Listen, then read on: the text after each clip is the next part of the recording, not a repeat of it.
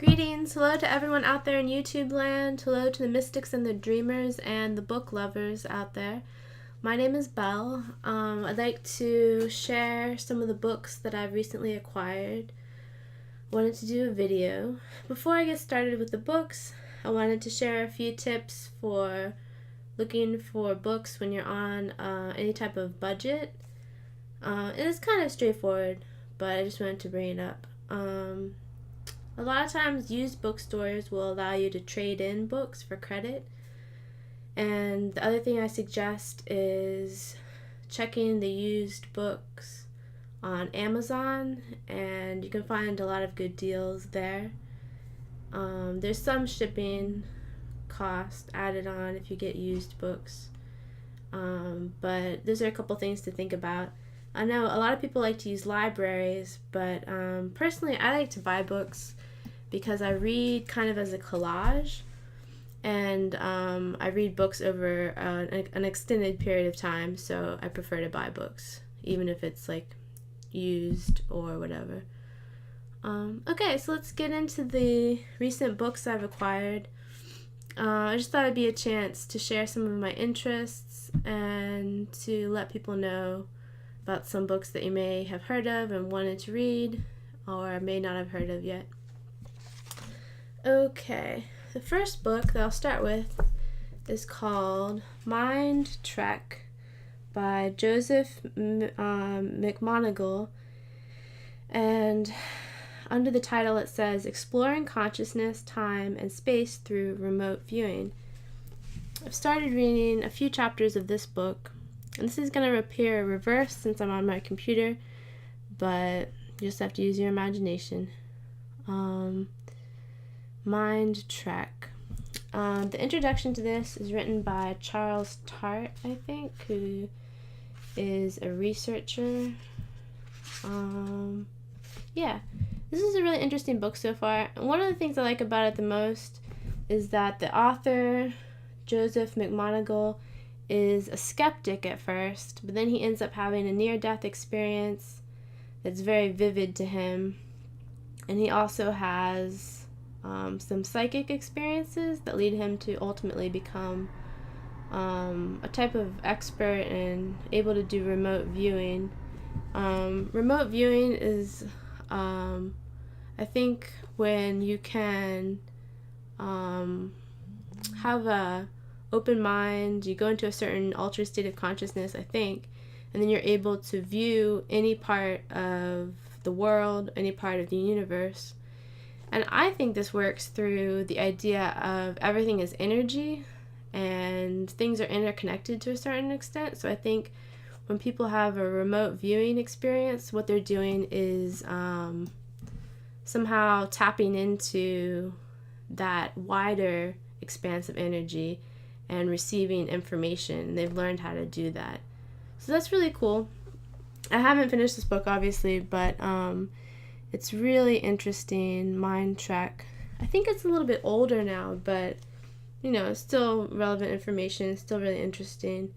And he even has some tidbits at the end that I was reading that are pretty wild. He's had some really interesting far out experiences, and something to read with an open mind and see what you think, see what it inspires you to do. I think it basically inspired me to keep learning and to perhaps meditate even more, so I'll be even more open to learning about far out ideas and stuff like that. So that's fun. The next book I got is a popular channeled book by Jerry and Esther Hicks. I think who they channel is called Abraham, so it's called Abraham Hicks. I'm not an expert on this. Probably some people have gotten into this channeled material a lot more than I have. One thing I like about this book so far is that it starts with some really positive affirmations. For example, in your joy, you offer joy to the world. So something really positive like that. You can't really argue, well, I guess you can't argue with anything, but it just, to me, is really positive and it sparks the imagination. And it's just like, to me, it's a way to think creatively and expand my horizons. So I haven't gotten that far in this book, but I'm looking forward to reading it more and just kind of seeing what happens and seeing what inspiration it generates for me after I read some of the ideas. Okay, I've never heard of this book before I found it at the used bookstore. It's by Stuart Wilde. It's published by Hay House. It's called Affirmations: How to Expand Your Personal Power and Take Back Control of Your Life. This guy is really funny.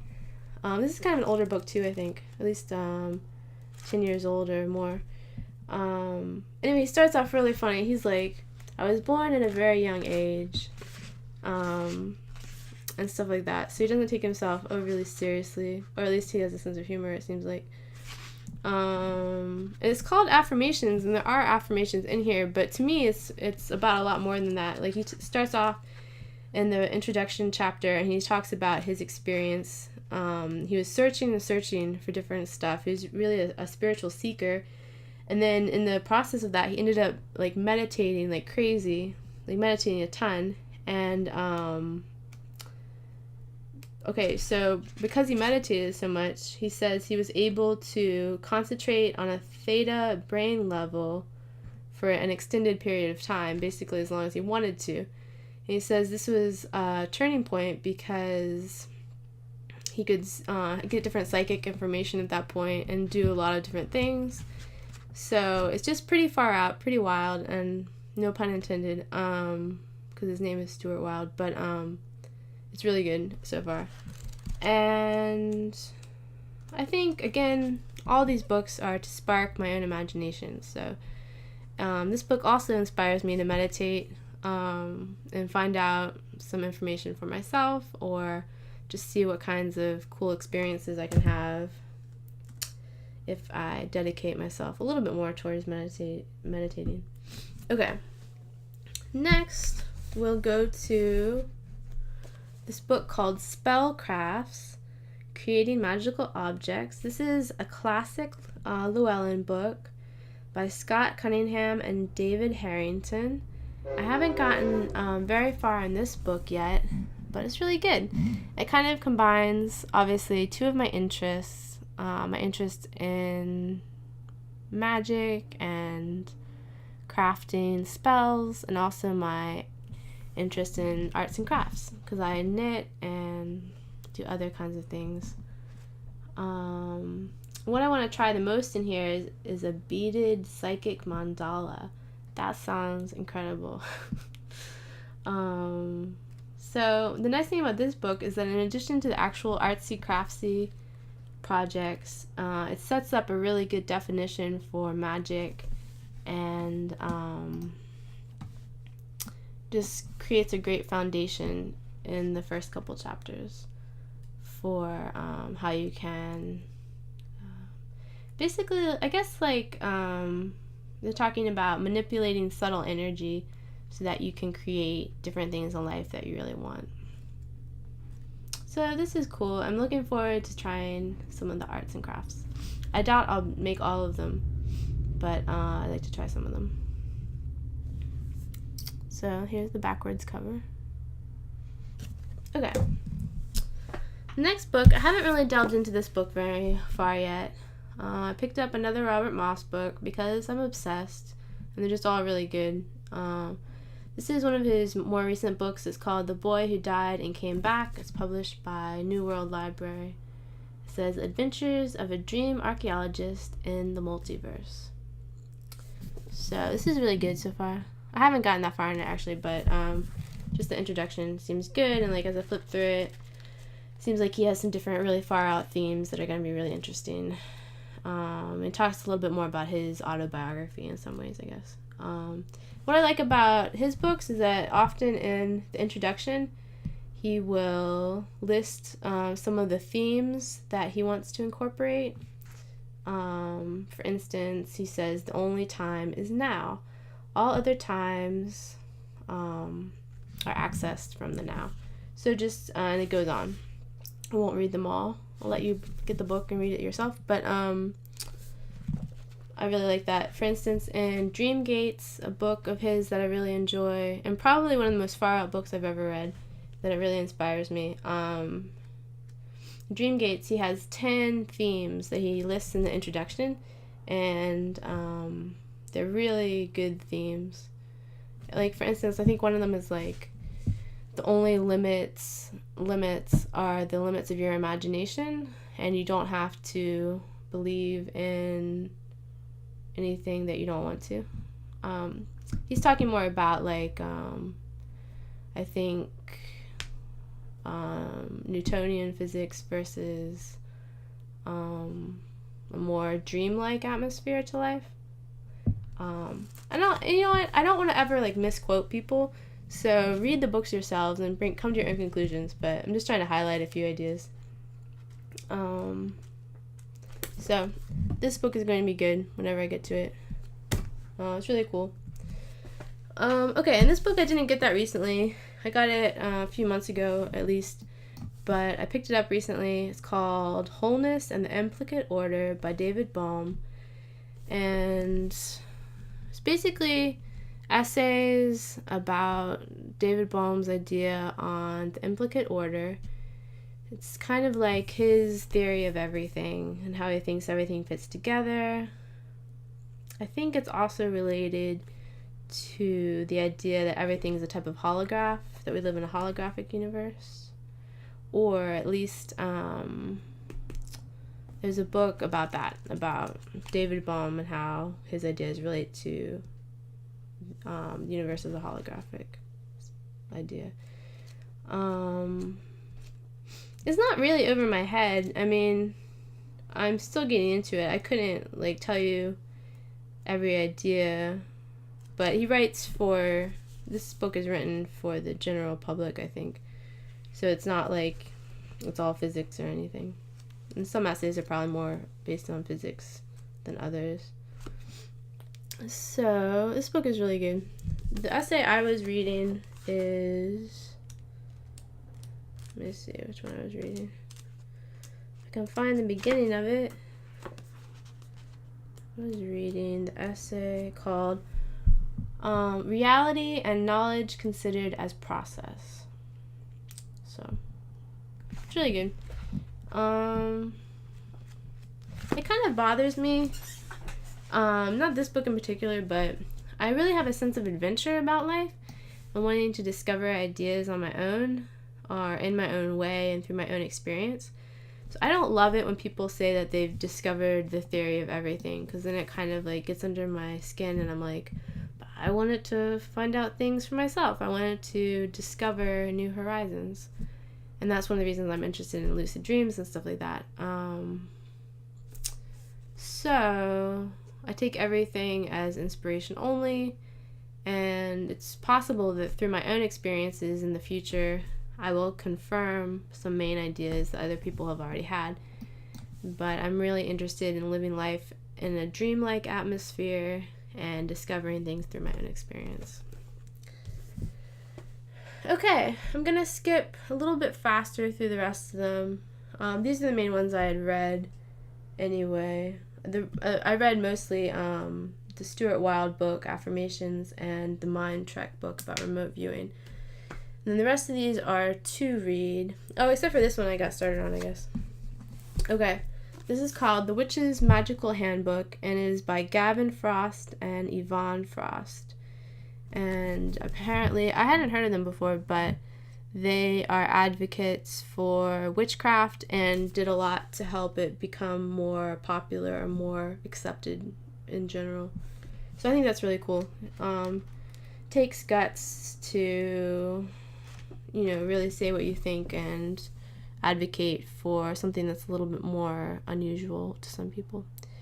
And they actually, in the introduction, they actually talk about the cover of the book, and each part of the cover represents something. Like the green letters represent something, and the purple and the white smoke represent something. So that was a nice touch. And the other thing I like about this book, The Witch's Magical Handbook, is that it has a lot of diagrams so that you can help yourself understand things really well. And they also talk about using subtle energy to manipulate things in your future. They talk about using divination and then changing the future as you want to, based on your own, your own intentions and what you want things to turn out like. So that's pretty cool. They even have, if you want to prove to yourself, if you're more skeptical and you want to prove some things to yourself, they even have some experiments that you can try that might convince you or help you learn on your own. So I thought that was really cool. Okay, the next two books I haven't really dug into yet. These I got on sale through the Llewellyn website. There's one book by Amy Elizabeth Garcia. It's called Real Steps to Enlightenment, Dynamic Tools to Create Change. And it's kind of interesting. She has a spirit guide that she works with. So what happens is there's different sections to each chapter, and the spirit guide gives some words of wisdom, and then she talks about an example from her life, and then she has ideas to integrate the main ideas into your own life at the end of the chapter. So I think that's kind of cool. I personally, this is kind of controversial maybe, I don't really believe in the idea of enlightenment. I think we have to define enlightenment for ourselves, and I don't believe that there's one threshold of enlightenment that we can all agree on. I think it's different for each person, if you even want the concept of enlightenment in your life. I think it's good to be aware of the idea that there could be an idea of enlightenment or different enlightening moments, but I personally don't believe that there's one threshold or boundary that you cross and then you're enlightened. And I think most people, this is a little controversial, I think most people who think they're enlightened may be more on the side of ego still, and that's just what I've observed and kind of what my take on it is. So I don't think we should listen to people just because they say they're enlightened. I think we should just all be equal and share ideas and share inspiration in a more practical way maybe. Anyway, so this next book I have not touched at all basically.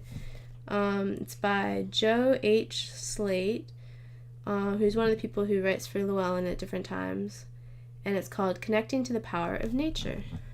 And I think it'll be really interesting. I think what it does is it gives different exercises or meditations you can do to actually connect or tune into plants more, or different aspects of nature. So I'm really interested in that. I've never really tuned in to a tree fully or something. I've read about other people's experiences and it sounds amazing.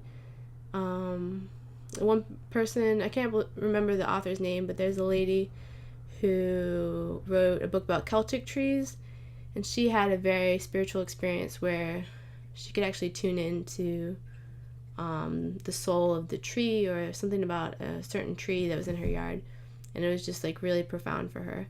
So I'm open to that experience about tuning into trees if it ever comes up. So I thought this book might assist me with that. Okay, let's see, we have 4 more books to go. This is getting a little long, but that's okay. This book seems like it's published by a small publisher or self-published. It's about crystals and stones. It's by Chrissy Sheldon. It's volume 1 of the Crystal Arcana, The Secrets. Crystal Secrets. So I have not read this yet. It has a lot of great diagrams. I think it's like ways that you can use crystals and program crystals and work with crystals and meditate with crystals. So it seems incredible. I found this at the used bookstore. I'd never heard of it before. So really looking forward to expanding my imagination with that book. This book, I've read the introduction. This next book is called Making Talismans, Living Entities of Power. It's by Nick Farrell. A complete magical system to bring about inner and outer change. This seemed like really thought-provoking. I don't think I agree with his worldview 100%, because he's pretty specific about how he sees the different layers of reality, or different, he thinks there's like an angelic realm and also a realm of archangels. So that's really specific. I'm kind of more into just learning as much as I can about a lot of different things. So I like to just say that I doubt I'm even going to try to make any talismans, which I know is like a lot of people would say you should do things, you should have a very specific practice, and you should make sure you work on everything and experiment and have like this really dedicated part of your life to something really specific for a spiritual path. However, the way I see things is I want to be exposed to as many different ideas as possible. I'm kind of getting the lay of the land, and I want to know, like, even if there's different spiritual paths that contradict, I want to know what those are. Like, I want to know why this spiritual path over here is saying what they're saying, and how does it contradict, and how is it similar to this other spiritual pathway over here. So that's what I'm interested in. I'm more interested in researching spiritual paths, and I believe them. Like, I think people can have really wild, far out experiences, and for them it's completely real and authentic. So I believe and I respect each person's experience, even when it's very different from my own experience and very different from my own worldview.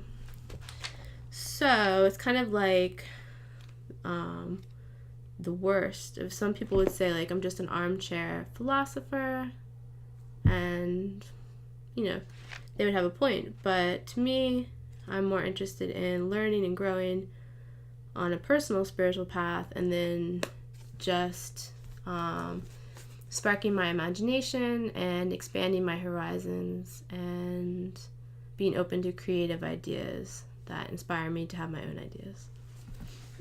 Okay, there's 2 books left. I have not started either one of these last 2 books. I got a book that is by Aleister Crowley.